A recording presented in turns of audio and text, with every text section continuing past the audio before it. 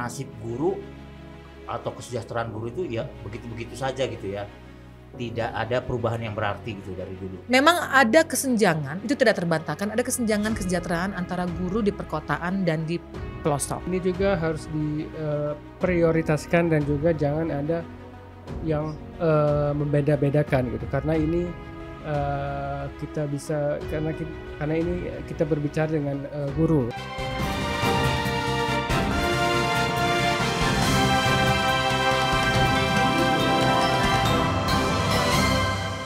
Prioritaskan kesejahteraan guru.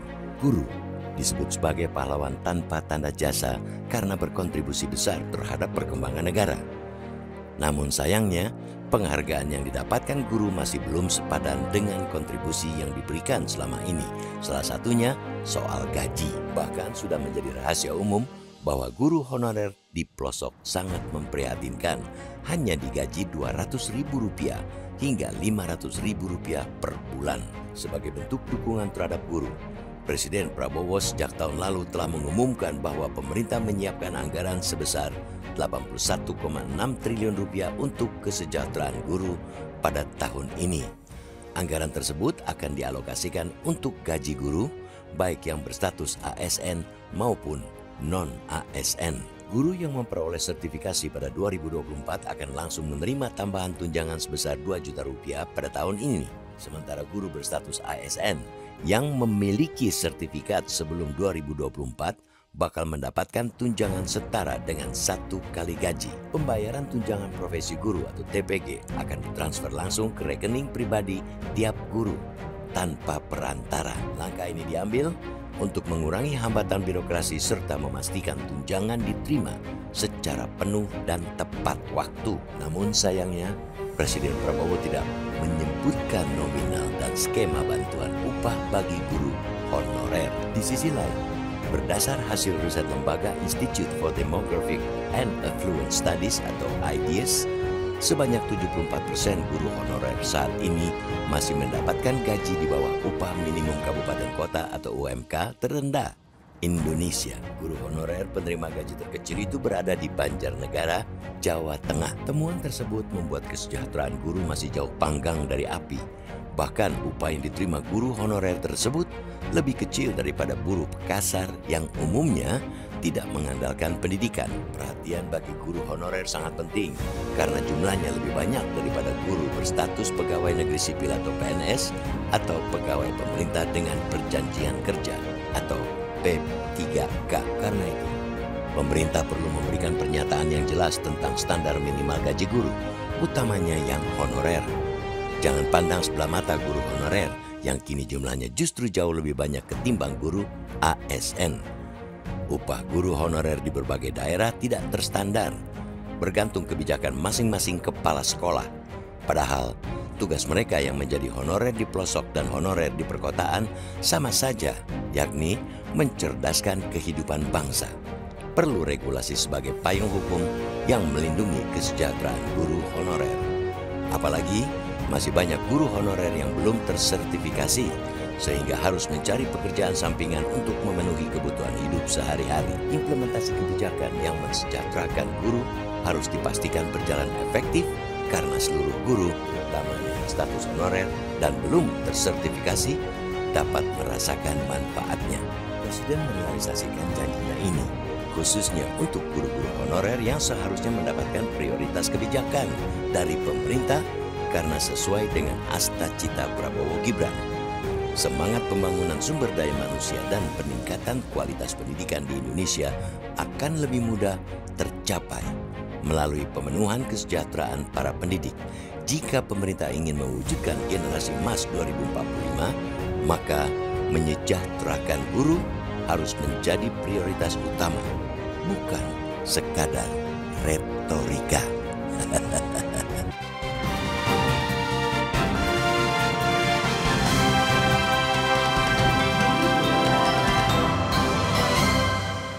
Halo, selamat siang sahabat Lampung Pos. Bagaimana kabar Anda? Semoga tetap sehat dan penuh semangat. Berjumpa lagi bersama dengan kami dalam podcast Beda Tajuk Lampung Pos bersama saya Dalima Natalia Napitupulu. Saya Ricky Marley. Dan saya Wandi Barboy Silaban.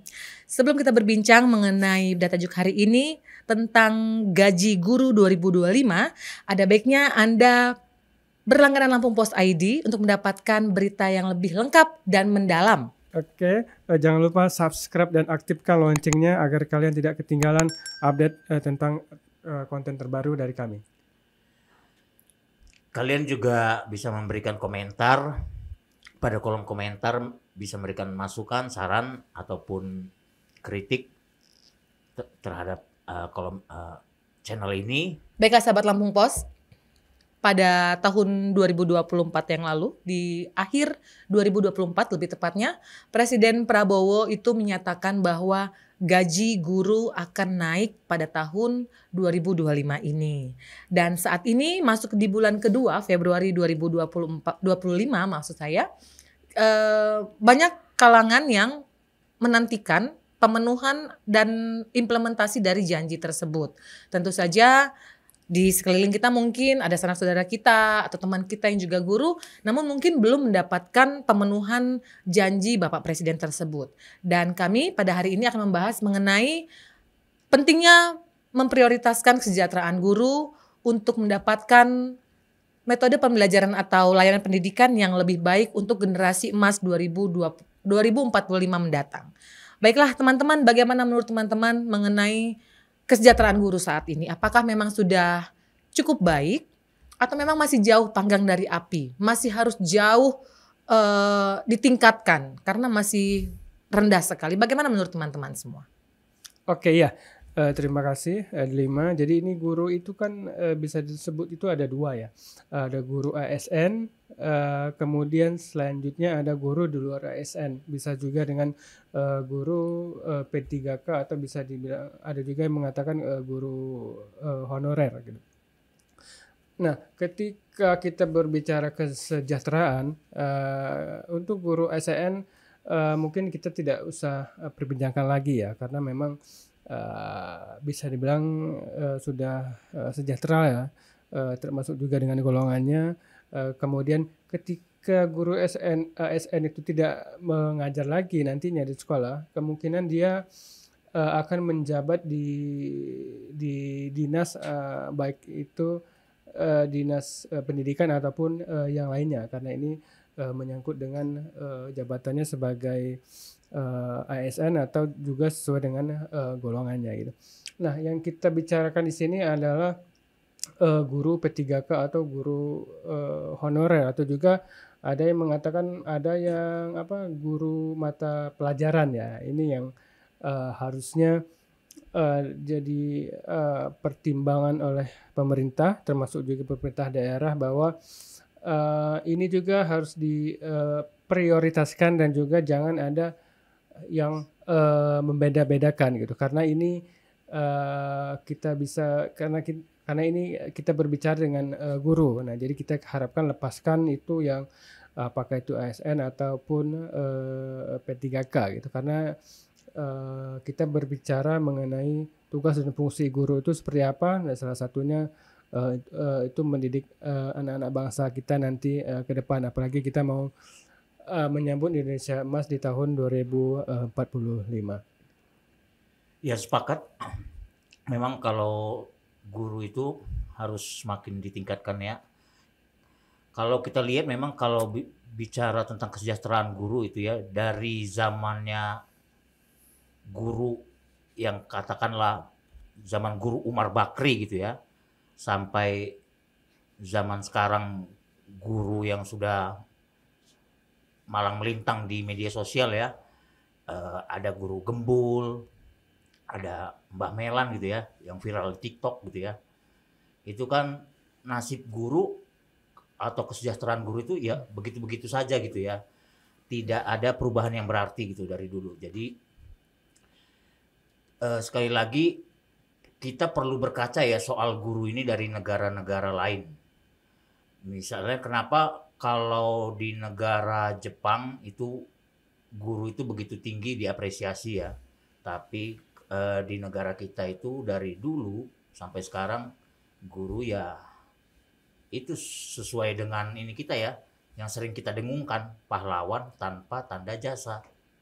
Hanya itu terus yang terus dikumandangkan kalau berbicara soal guru. Tanpa ada realisasi seperti apa kesejahteraan guru itu karena jasanya yang begitu besar. Nah, itu saya kira harus menjadi perhatian. Jepang itu, negara lain itu sangat menghargai guru ya, pendidikannya. Ketika Hiroshima dan Nagasaki dibom, itu yang paling diutamakan oleh orang Jepang itu adalah bagaimana berapa guru yang tersisa. Seperti itu ya. Jadi Jepang itu seakan-akan sudah menyadari bahwa guru lah yang harus menjadi garda terdepan untuk memajukan negaranya ketika sudah hancur luluh lantak seperti itu ya. Nah, ini saya kira yang perlu menjadi perbandingan yang bagus bagi kita bangsa Indonesia. Saya kira itu sih. Iya. Memang profesi guru ini sangat strategis ya dalam kemajuan suatu negara. Karena memang kualitas pendidikan, kualitas SDM dari suatu negara itu sangat dipengaruhi oleh bagaimana layanan guru tersebut selama pembelajaran di sekolah. Jadi memang sangat penting pemerintah memprioritaskan kesejahteraan guru. Karena guru yang sudah aman dari sisi ekonomi itu pasti akan lebih nyaman dalam mengajar gitu ya. Tantangan ke depan dalam bidang pendidikan bukan semakin mudah tapi justru semakin berat. Dan guru dituntut untuk jauh lebih kompeten, lebih pintar dibanding perkembangan yang ada saat ini gitu ya, supaya guru bisa memberikan pembelajaran tepat kepada para siswa. Nah, bagaimana memang guru bisa memikirkan peningkatan kompetensinya secara maksimal jika memang kesejahteraannya saja pun masih dipertaruhkan. Sebut saja guru honorer yang kita sama-sama tahu. Ada guru di pedalaman yang hanya dibayar mungkin hanya 300.000 satu bulan atau 500.000 satu bulan. Padahal medan yang ditempuh untuk sampai kepada sekolah menemui para siswa itu sangat sulit gitu. Memang ada kesenjangan, itu tidak terbantahkan, ada kesenjangan kesejahteraan antara guru di perkotaan dan di pelosok gitu ya. Janganlah dulu kita bicara soal kesenjangan kesejahteraan antara guru ASN dan non-ASN. Guru honorer yang sama-sama honorer pun di perkotaan, let's say di Bandar Lampung atau di Jakarta, dengan guru honorer yang sama-sama honorer yang ada di Suwoh misalnya. Itu sudah jelas pasti berbeda gitu ya, gaji atau honor yang diterima dari sekolah. Biasa kalau guru honorer itu dari sekolah ya, SK-nya ya, kepala sekolah. Nah, ini sebenarnya juga potret yang perlu menjadi diperhatikan oleh pemerintah. Bagaimana nasib para honorer yang memang gajinya sudah kecil ini distandarkan gitu. Seperti misalnya ASN kan ada standarnya ya, golongan 1A, 1B sampai ke 4D. Itu ada standarnya semua. Sementara di honorer ini nggak ada standarnya. Dia honorer yang sudah mengajar misalnya 1 tahun dengan honorer yang sudah 20 tahun.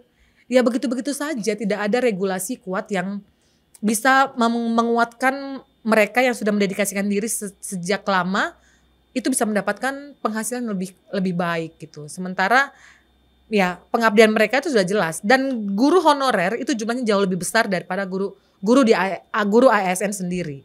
Artinya di sekolah-sekolah itu ya guru-guru honorer inilah sebenarnya yang juga berjasa, yang mendidik anak-anak kita semua untuk bisa menjadi insan-insan yang cerdas.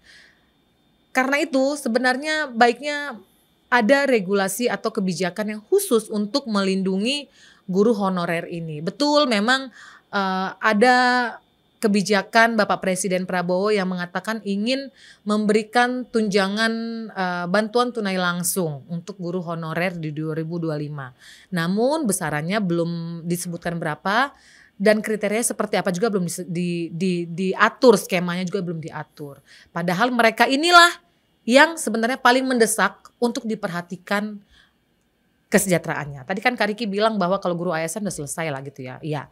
Kalau guru ASN kita lihat kasat mata gitu ya, secara umum biasanya pakai mobil, biasanya rumahnya udah baik, laptop sudah pasti punya gitu ya, karena memang sekarang pembelajarannya kan digital. Tapi kalau guru honorer ya kebalikannya gitu ya. Apalagi guru honorer yang belum tersertifikasi itu miris banget. Itu miris sekali dan memang harus jadi prioritas seharusnya. Seperti itu teman-teman. Oke. Saya menambahkan ya bahwa eh, ketika kita berbicara mengenai guru honorer atau P3K ya, ini kan ini berkaitan dengan gaji mereka. Ini yang menggaji mereka itu adalah daerah mereka sendiri, atau bisa dibilang dengan Pemda ini melalui APBD. Ini yang menjadi salah satu hal yang memang berat kemungkinan untuk sejumlah guru ini memang belum diangkat gitu, karena memang ketika guru itu menjadi guru P3K, ini yang memberikan gaji adalah daerah itu sendiri melalui APBD gitu, dan ini yang cukup memberikan dari pemerintah daerah kita gitu. Dan memang tidak bisa semua guru itu jadi ASN ya, karena memang sesuai dengan kebutuhan di daerah masing-masing gitu. Tapi salah satu untuk mengatasi itu adalah dengan memberikan fasilitas guru P3K. Nah, tapi terkadang antara guru ASN dan P3K ini seolah-olah dibedakan gitu. Walaupun memang mereka sebagian besar menerima gaji atau fasilitas yang sama gitu. Namun guru P3K ini yang menggaji itu adalah pemerintah daerah sendiri melalui APBD. Ini yang memang cukup memberatkan gitu. Sebenarnya bagus pemerintah daerah memberikan fasilitas P3K gitu, karena memang tidak semua guru bisa jadi ASN. Cuman masalahnya ini berkaitan dengan anggaran, apakah cukup gitu anggarannya gitu. Kalau misalnya memang tidak cukup, memang kemungkinan besar guru P3K ini jumlahnya dibatasi gitu. Nah, ini yang jadi PR dari pemerintah kita. Tapi yang kita banggakan juga, ini sertifikasi guru P3K tetap bisa mendapatkan sertifikasi gitu. Jadi tidak hanya guru ASN saja, jadi guru P3K juga berhak untuk memperoleh sertifikasi dengan persyarat tertentu seperti mengikuti PPG dan lain sebagainya gitu. Termasuk juga guru P3K yang guru mata pelajaran di sekolah-sekolah gitu. Iya, menyambung apa yang disampaikan tadi itu, bahwa kita melihat ya bahwa perhatian terhadap guru honorer itu sampai sejauh ini ternyata masih kurang gitu ya, yang dirasakan oleh para guru honorer sendiri terutama. Jadi pemerintah sampai sejauh ini memang harus diakui kurang memberikan perhatiannya kepada nasib guru honorer ya. Jadi itu harus ke depan harus diubah, bagaimana juga jangan hanya berpatokan pada guru yang ASN ataupun P3K ya, tapi juga nasib guru honorer itu perlu diperhatikan dengan lebih baik lagi.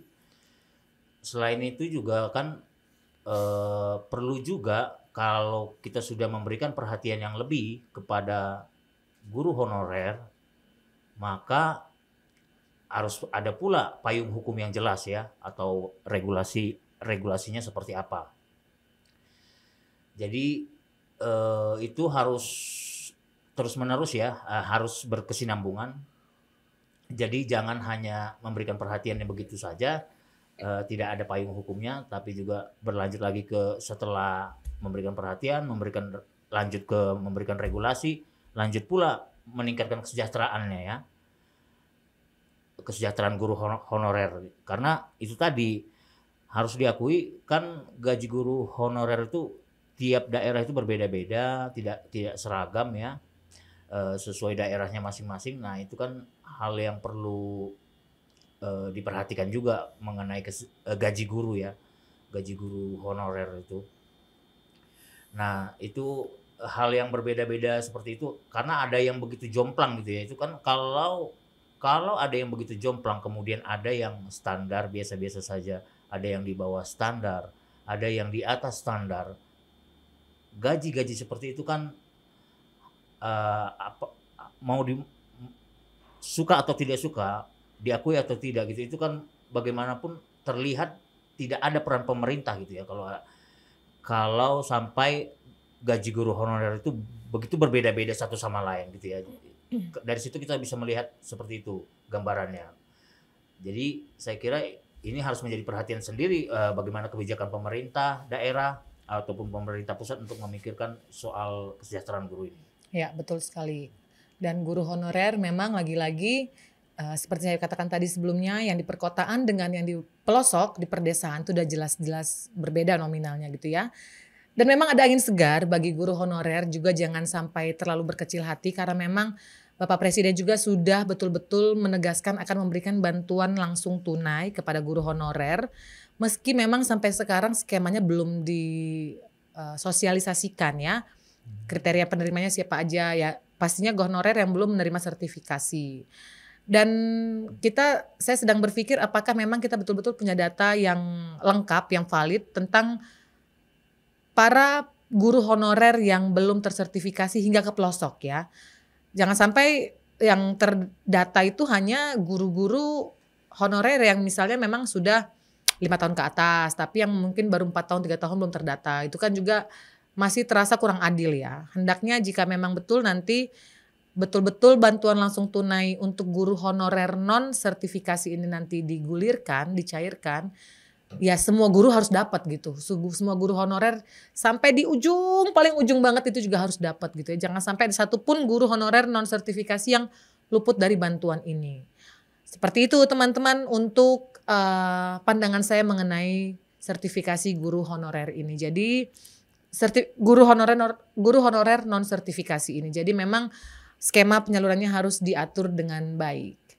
Kalau begitu kita sudah sampai teman-teman dalam akhir diskusi. Maka kita berharap semoga program 100 hari pertama Presiden Prabowo dalam meningkatkan kesejahteraan guru ini bisa betul-betul terrealisasi dengan baik, tepat, dan kesejahteraan guru semakin baik. Muaranya adalah layanan pendidikan yang jauh lebih baik lagi untuk anak-anak bangsa. Demikian berita pada hari ini. Kami berserta segenap yang bertugas pamit undur diri. Sampai jumpa.